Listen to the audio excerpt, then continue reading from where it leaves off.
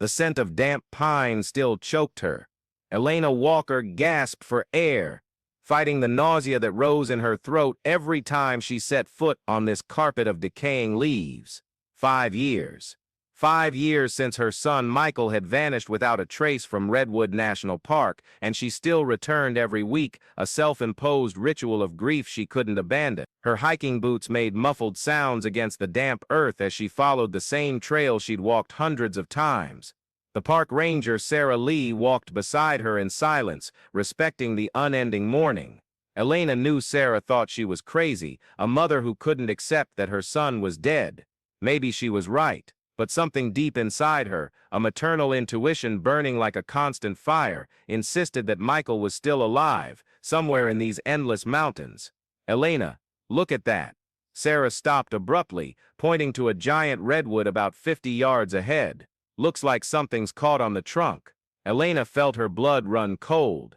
It couldn't be. She knew every inch of this trail, every tree, every rock. There had never been anything caught on that particular redwood, the same tree where Michael had played hide-and-seek the last day she saw him alive. Her legs began to tremble as she approached, and the world around her seemed to grow quieter, as if the forest itself held its breath.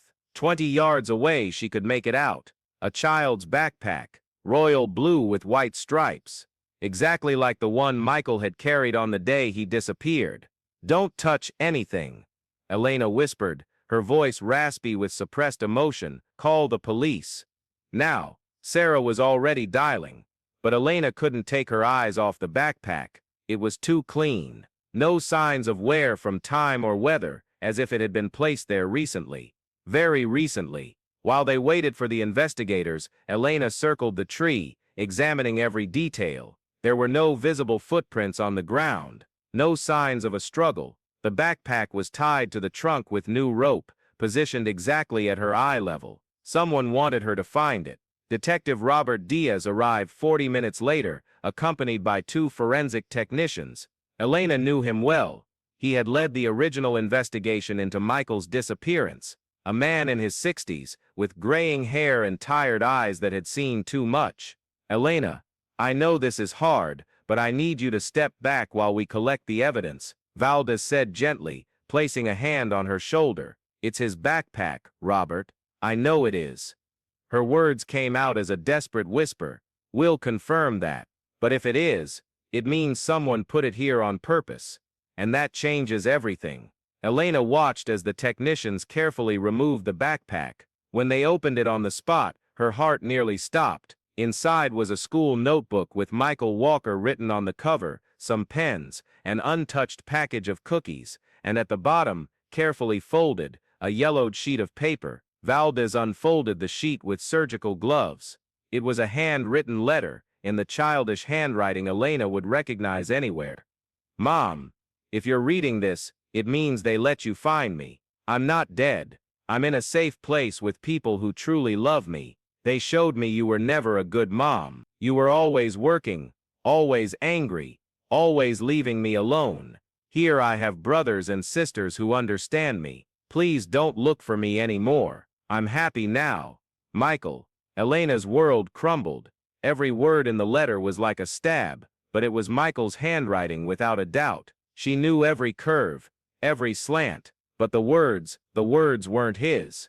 Michael would never speak to her like that. They were very close, especially after the messy divorce from his father. "This doesn't make sense," she murmured, tears streaming down her face. "Michael never.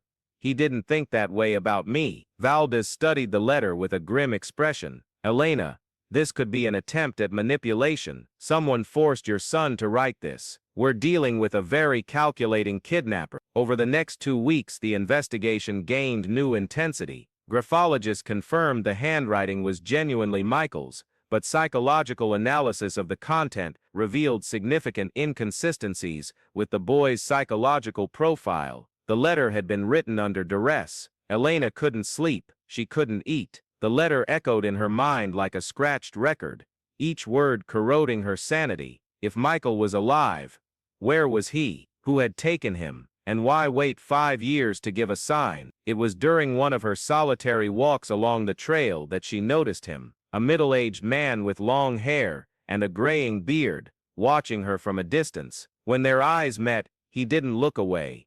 Instead, he nodded slightly and started walking toward her. "You're the boy's mother," he said, stopping a few feet away. His voice was soft, almost hypnotic. "Elena Walker. Who are you?" Elena felt a chill run down her spine. "My name is Daniel Blackwood. I'm the leader of a spiritual community in the mountains. I've heard about your tireless search for your son." He smiled, but there was something unsettling in his light blue eyes. "Perhaps I can help you." Elena should have run. Every maternal instinct screamed danger. But the mention of Michael paralyzed her.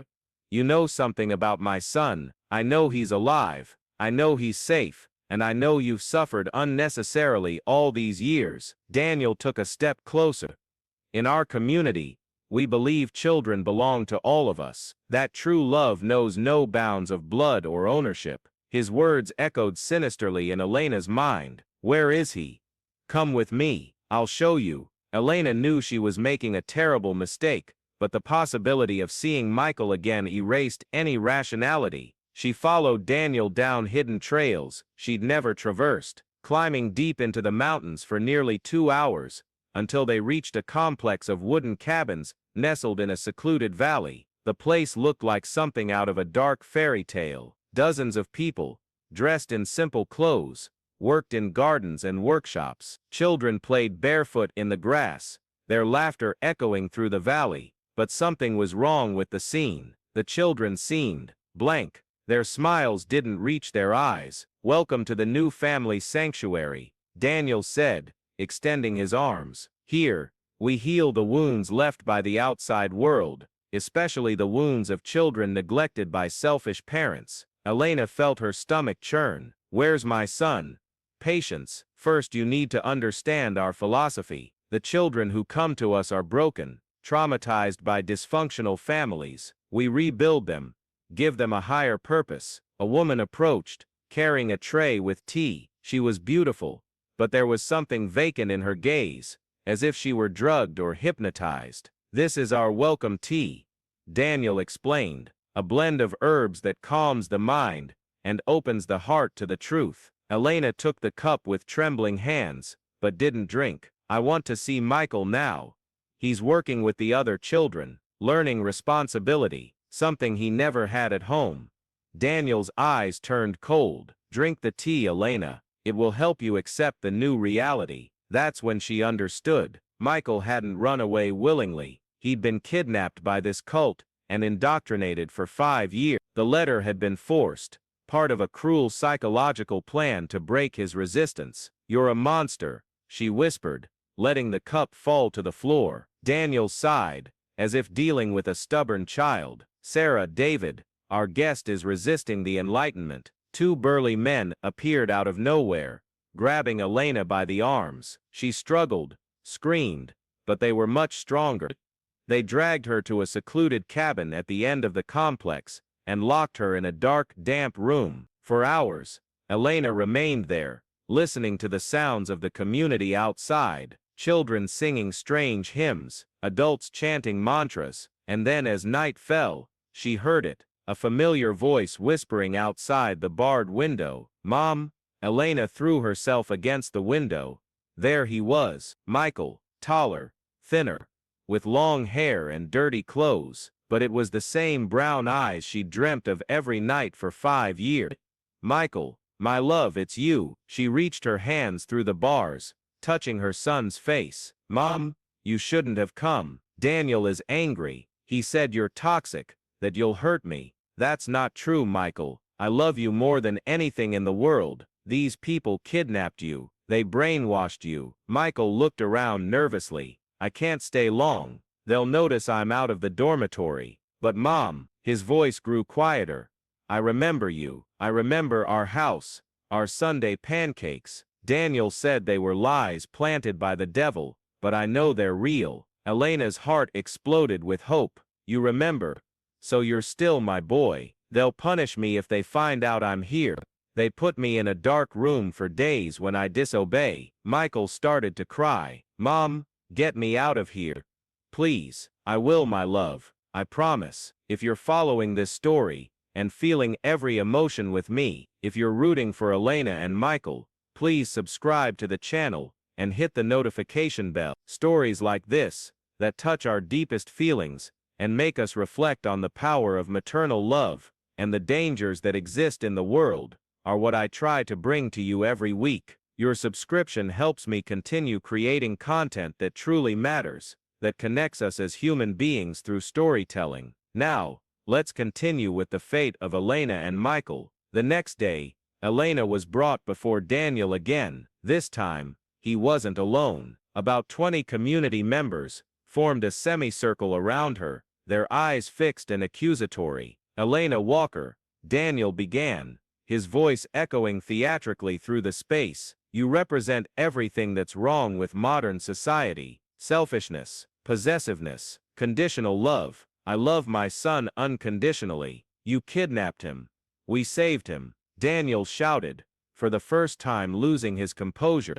"We saved Michael from a mother who prioritized her career over family, from a woman who left him alone to work late, from a home destroyed by divorce." Elena felt each word like a bullet, because there was truth mixed with the lies. She had worked long hours after the divorce. She had left Michael with babysitters frequently. There were times when her patience wore thin, and she yelled at him. She wasn't perfect, but that didn't justify what they had done. "I made mistakes," she admitted, tears streaming down her face. "But I loved my son, I still do, and he loves me too. What you call love is actually toxic attachment," Daniel continued. "Michael understands that now. He chose to stay with us of his own free will." "Lie. You brainwashed him," Daniel gestured, and Michael was brought to the center of the circle. Elena barely recognized him. His eyes were glazed over, as if he were under the influence of drugs. When he looked at her,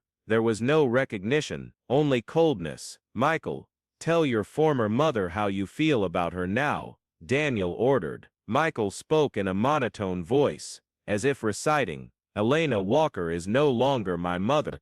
Daniel is my true father. This community is my true family. I reject the possessive love of the outside world." Elena collapsed. It was as if they'd killed her son and replaced him with a stranger.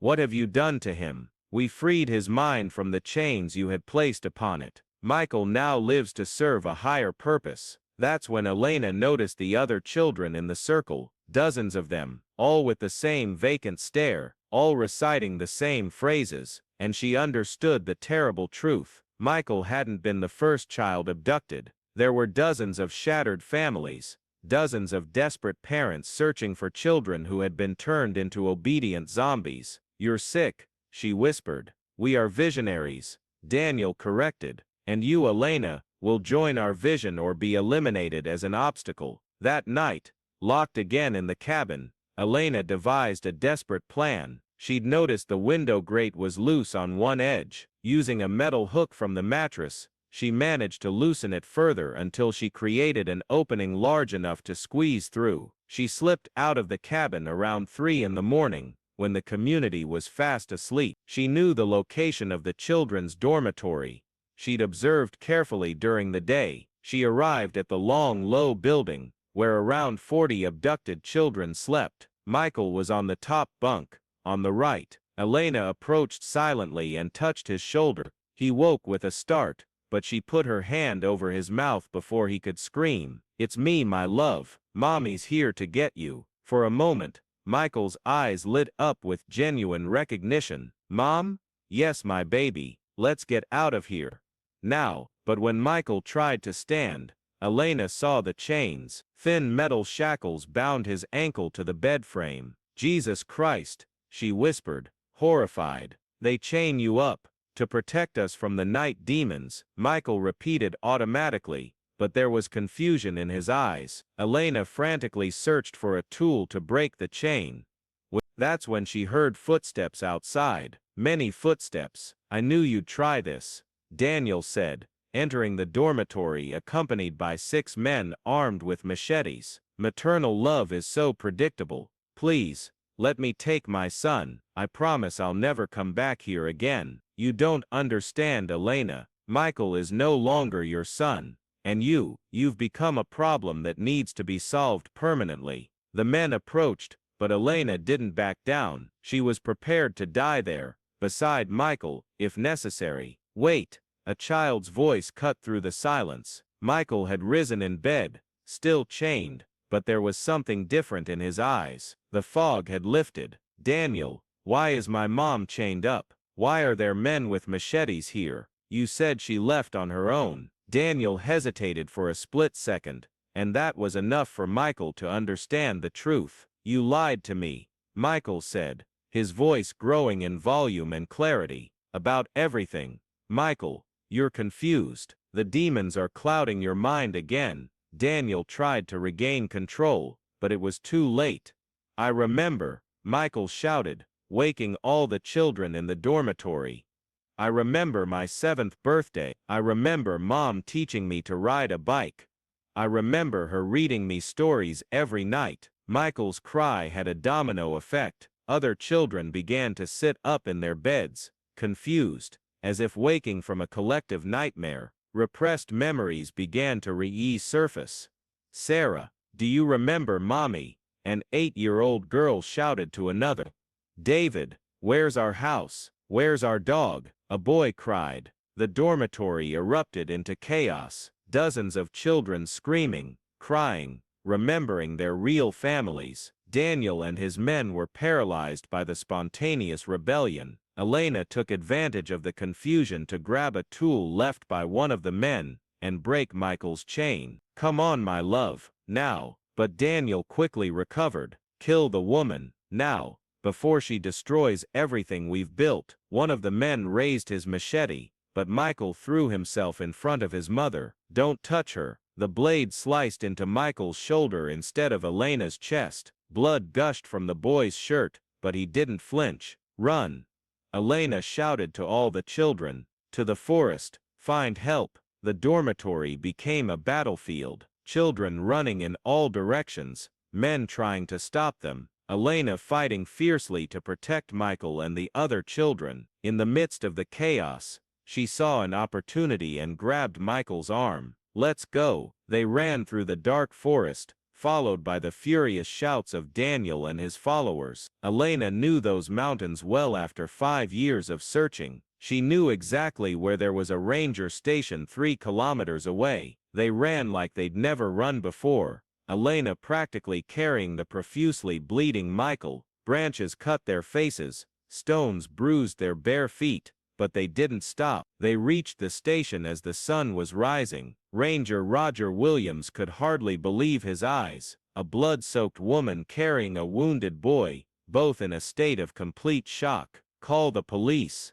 Elena whispered before fainting from exhaustion. There are dozens of abducted children up there. The rescue operation that followed was the largest in the region's history. 43 children were freed, some of whom had been missing for over 10 years. Daniel Blackwood and 17 members of his cult were arrested in the act. During interrogations, it was discovered that the new family had been operating for almost 2 decades, abducting vulnerable children from broken families, and using sophisticated brainwashing techniques to erase their original identities. The children were drugged with natural hallucinogens, deprived of sleep, subjected to reprogramming rituals, and severely punished for any mention of their real families. Michael spent 3 months in intensive care, relearning how to be himself. The first few days were the hardest. He alternated between moments of lucidity, where he was the son Elena remembered,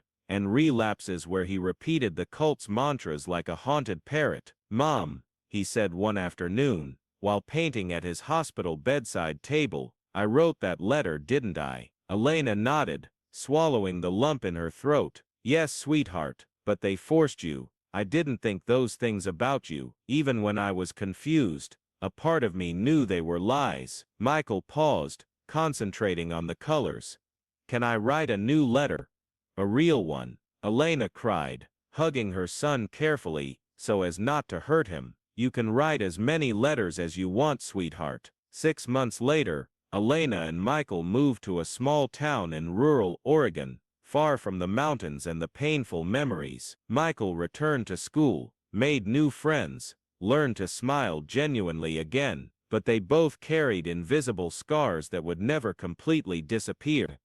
Elena continued working as a lawyer, but now part-time. Every afternoon, when Michael got home from school, she was there waiting for him with a snack and a story. She had learned that true love wasn't perfect, but it was always present. Daniel Blackwood was sentenced to life in prison, but Elena knew there were others like him out there, other predators hiding behind twisted philosophies to justify their heinous crimes. Because of this, she started working with children's rights organizations, helping other families who had lost children to cults. "Mom," Michael said one night, as she tucked him into bed, "do you think the other kids will be okay?" Elena thought of the dozens of families she had met during the legal process. Some children had recovered completely, others were still battling the ghosts left behind by years of psychological manipulation. "I think so, sweetheart. It may take time, but true love always finds a way to heal." Michael nodded,